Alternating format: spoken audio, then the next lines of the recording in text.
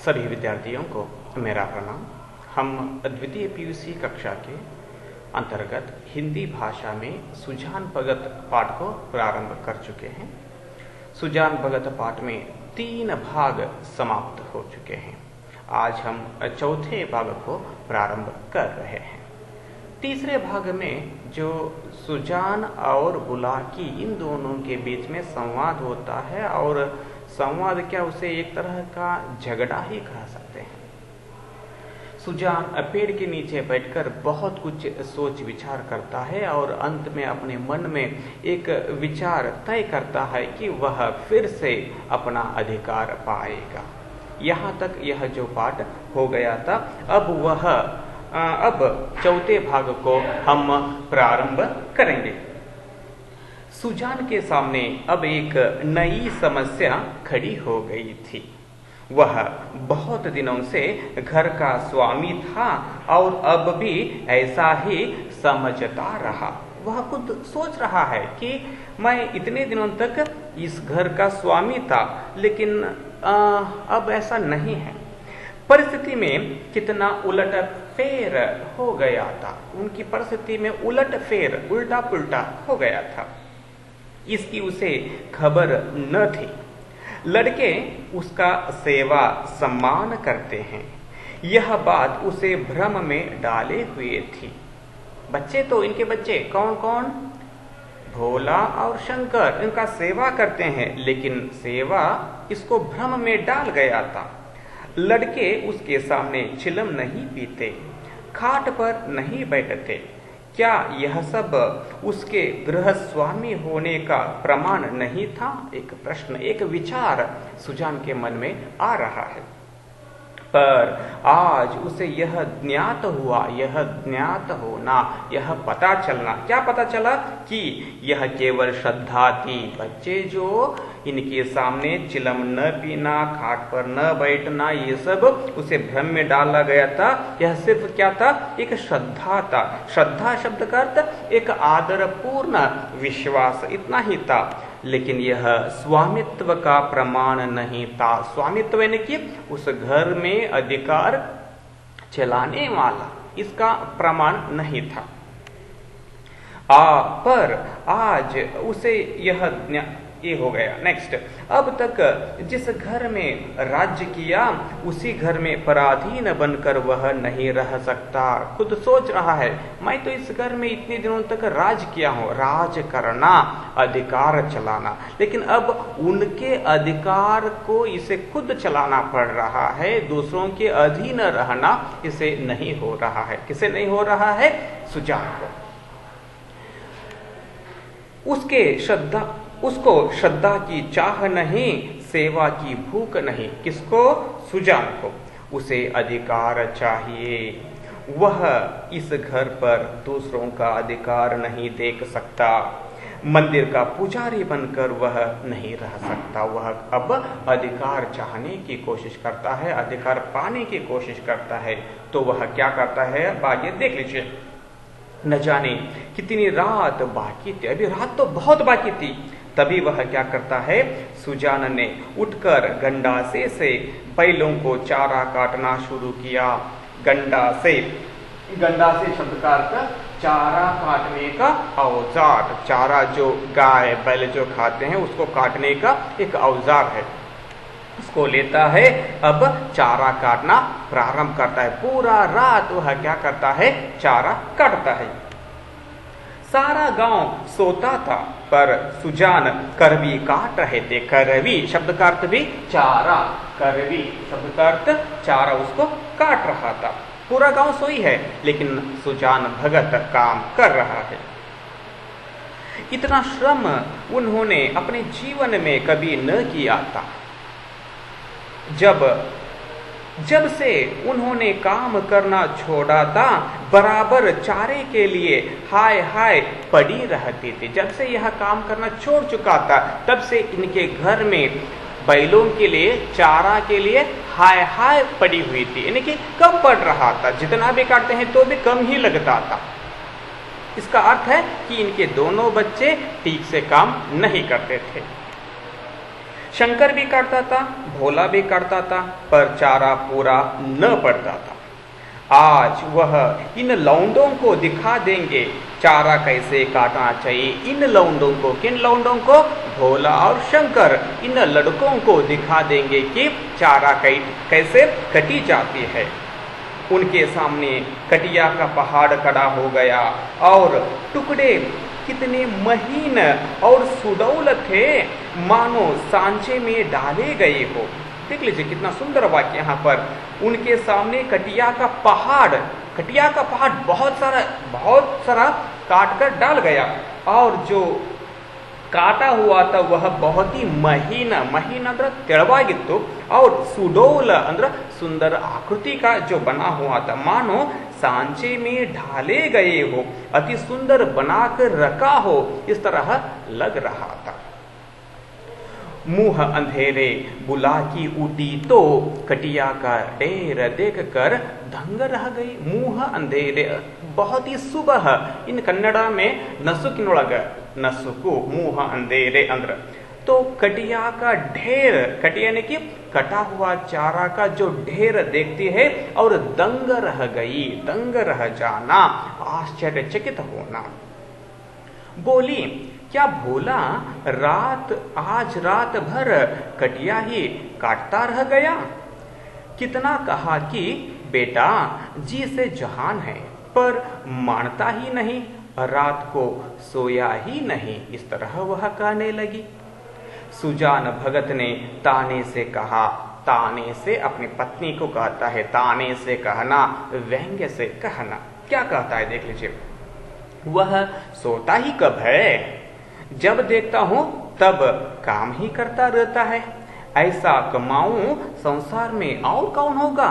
इस तरह वह क्या करता है, व्यंग्य से अपनी पत्नी को कहता है। इतने में भोला आंखें मलता हुआ बाहर आया। उसे भी यह ढेर देखकर आश्चर्य हुआ, तो देखता है बहुत ही आश्चर्यचकित होता है वो भी।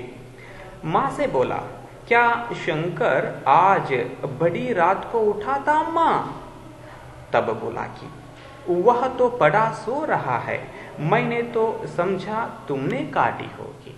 देख लीजिए यहाँ पर भोला और अपनी माँ, उन दोनों के बीच में संवाद होता है। पहले, अरे माँ, शंकर इतना सारा काटा है क्या? बड़ी रात को उठा था क्या? इस तरह भोला अपनी माँ से प्रश्न करता है। तब माँ कहती है, नहीं तो वो तो अभी सो रहा है, इस तरह बताती है। तब भोला, मैं तो सवेरे उठ ही नहीं पाता, दिन भर चाहे जितना काम कर लूं, पर रात को मुझसे नहीं उठा जाता, इस तरह भोला कहता है। तब बुला की कहते, तो क्या तुम्हारे दादा ने काटी है? प्रश्न करती है, तुम्हारे दादा ने, तुम्हारे पिताजी ने काटी है क्या? इस तरह एक प्रश्न बुला की अपने बेटे से कहती है। भोला कहता है, हाँ मालूम तो होता है, रात भर सोए नहीं, मुझसे कल बड़ी भूल हुई। अरे वह तो हल लेकर जा रहे हैं, जान देने पर उतारू हो गए हैं क्या? देख लीजिए, मैंने कल बहुत बड़ी भूल की है, इस तरह अभी बात करता रहता है। तभी इनके पिता क्या करते हैं, हल लेकर खेत की तरफ चले जाते हैं। तो उनको देखकर, अरे पिताजी जान देने पर उतारू हो गए हैं क्या? जान देने पर तुले हुए हैं क्या? इस तरह अपनी माँ से प्रश्न करता है भोला। बुला की कहते हैं, क्रोधी तो सदा के हैं, अब किसी की सुनेंगे थोड़े ही। देख लीजिए, यह जो वाक्य संदर्भ सहित स्पष्टीकरण में आ सकता है, इंपॉर्टेंट वाक्य, अंडरलाइन कीजिए इस वाक्य को। कौन कहते हैं? बुला की कहते हैं। किससे कहती है? भोला को। भोला अपने बेटे भोला से कहती है। तब भोला, शंकर को जगा दो, मैं भी जल्दी से मुंह हाथ धोकर हल ले जाऊं। जब और किसानों के साथ भोला हल लेकर खेत में पहुंचा तो सुजान आधा खेत जोत चुके थे। जब बेटा खेत को जब आया, तब पिता क्या करते हैं, आधा खेत को जोत चुके थे। भोला ने चुपके से काम करना शुरू किया। सुजान से कुछ बोलने की उसकी हिम्मत न बढ़ी, कुछ बोल नहीं पाया, हिम्मत नहीं हुआ उसको। दोपहर हुआ, मध्याह्न तो सभी किसानों ने हल छोड़ दिए, पर सुजान भगत अपने काम में मग्न है। सभी किसान काम करना छोड़ चुके हैं, लेकिन कौन? सुजान अभी काम कर ही रहे हैं। देख लीजिए आगे। भोला थक गया है, उसकी बार बार इच्छा होती है कि बैलों को खोल दें, मगर डर के मारे कुछ कह नहीं सकता। सबको आश्चर्य हो रहा है कि दादा कैसे इतनी मेहनत कर रहे हैं। देख लीजिए, सभी को आश्चर्य हो रहा है, दादा इन्हें कि यहाँ पर सुजान इतनी सारी मेहनत क्यों कर रहे हैं, इस तरह सभी को आश्चर्य हो रहा है। आखिर डरते डरते बोला, कौन बोला? भोला अपने पिताजी से बोलता है, दादा अब तो दोपहर हो गया, हल खोल देना। इस तरह कहता है। सुजान कहता है, हाँ खोल दो, तुम बैलों को लेकर चलो, मैं डांड फेंक कर आता हूं। तुम क्या करो? बैलों को लेकर घर चले जाओ, मैं डांड कट्टी की गणना मैं फेंक कर आता हूं। इस तरह कहता है। तब भोला कहता है, मैं संझा को डांड फेंक दूंगा। इस तरह बेटा कहता है। तब सुजान, तुम क्या फेंक दोगे? देखते नहीं हो खेत कटोरे की तरह गहरा हो गया है, तभी तो बीच में पानी जम जाता है। इसी गोविंद के खेत में 20 मन का भीगा होता था, तुम लोगों ने इसका सत्यानाश कर दिया है, तुम लोग क्या करोगे काम? इस तरह अपने बेटे को डांटता है और पास के खेत के बारे में एक विचारधारा को, पास के जो खेत में क्या हो गया है, 20 मन का भीगा हो रहा है। 20 मन का भीगा, इसका अर्थ क्या है? 5 में 3 भाग क्या हो गया है? खराब हो गया है। इस तरह अपने बेटे को कहता है। बैल खोल दिए गए। भोला बैलों को लेकर घर चला, पर सुजान डांड फेंकते रहे। बेटा घर चला गया, फिर भी सुजान भगत क्या करता रहा? अपने खेत में काम करता रहा। आधा घंटे के बाद डांड फेंक कर वह घर आए, मगर थकान का नाम न था। नहा खाकर आराम करने के बदले उन्होंने बैलों को सहलाना शुरू किया। सभी लोग खेत से घर आने के बाद क्या करते हैं? नहाते हैं, खाना करते हैं और आराम करते हैं। लेकिन सुजान भगत ऐसा नहीं किया। तो क्या करता है वह? अपने दोनों बैलों को सहलाना। सहलाना मतलब उसके शरीर के अंगों पर हाथ फेरना, उसको सुख पहुंचाना। किनको सुख पहुंचाना? दोनों बैलों को। उनकी पीठ पर हाथ फेरा, उनके पैर मले, पूंछ सहलाई। बैलों की पूंछें खड़ी थी। सुजान की गोद में सिर रखे उन्हें अकथनीय सुख मिल रहा था। दोनों बैलों को सुजान के जो गेद में सिर रखे हैं और उनको अकथनीय सुख, अकथनीय मतलब वर्णन, कथन शब्द का क्या है? वर्ण। अकथनीय मतलब वर्णना से भी ज्यादा उनको सुख मिल रहा था।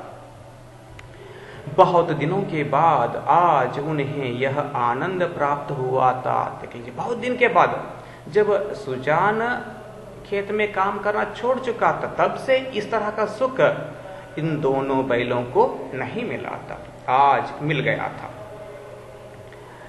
उनकी आंखों में कृतज्ञता भरी हुई थी। दोनों बैलों के आंखों में क्या भरी हुई थी? कृतज्ञता। कृतज्ञता मतलब उपकार मानने की भावना।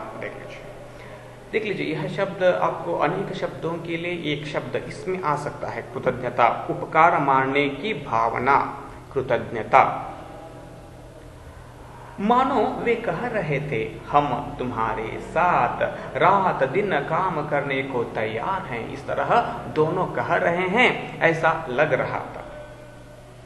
अन्य कृषकों की भांति भोला अभी कमर सीधी कर रहा था कि कमर सीधी करना, आराम करना। सभी किसान जिस तरह खेत में काम करके वापस घर आने के बाद आराम करते हैं, उस तरह भोला भी क्या कर रहा था? आराम कर रहा था कि तभी सुजान ने फिर हल उठाया और खेत की ओर चले। दोनों बैल उमंग से भरे दौड़े चले जाते थे, मानो उन्हें स्वयं खेत में पहुंचने की जल्दी थी। भोला ने मड़ैया में लेटे लेटे पिता को हल लिए जाते देखा, पर उठ न सका। भोला क्या किया था, मड़ैया में छोटे चप्पर में सोया है, लेकिन पिता को जाते हुए देख रहा है और इसको उठना नहीं हुआ। उसकी हिम्मत छूट गई, हिम्मत हार गई। उसने कभी इतना परिश्रम न किया था। उसे बनी बनाई गृहस्थी मिल गई थी। भोला को क्या मिल गई थी, बनी बनाई गृहस्थी। गिरस्ती मतलब गृहस्थी, घर, पिता बनाया हुआ घर मिल गया था, तो वह आराम था। उसे ज्यों त्यों चला रहा था, उस घर को जिस तरह जैसे चाहिए वैसे चला रहा था। इन दामों वह घर का स्वामी बनने का इच्छुक न था। इस मौलों में, इन मौलों में वह उस घर का स्वामी बनने का इच्छुक उसे बिल्कुल नहीं था। जवान आदमी को 20 धंधे होते हैं। हंसने बोलने के लिए, गाने बजाने के लिए भी तो उसे कुछ समय चाहिए। पड़ोस के गांव में दंगल हो रहा है। जवान आदमी कैसे अपने को वहां जाने से रोकेगा? अगर जवान आदमी क्या करता है, मन जैसे चाहिए वैसे मौज मस्ती करना चाहता है। अगर पास के गांव में दंगल यानी कि कुश्ती कुछ हो रहा हो, तो अपने आप को कैसे बचकर, मतलब उससे कैसे बचकर अपने घर में रह सकता है, वो भी उसे देखने के लिए जाता है।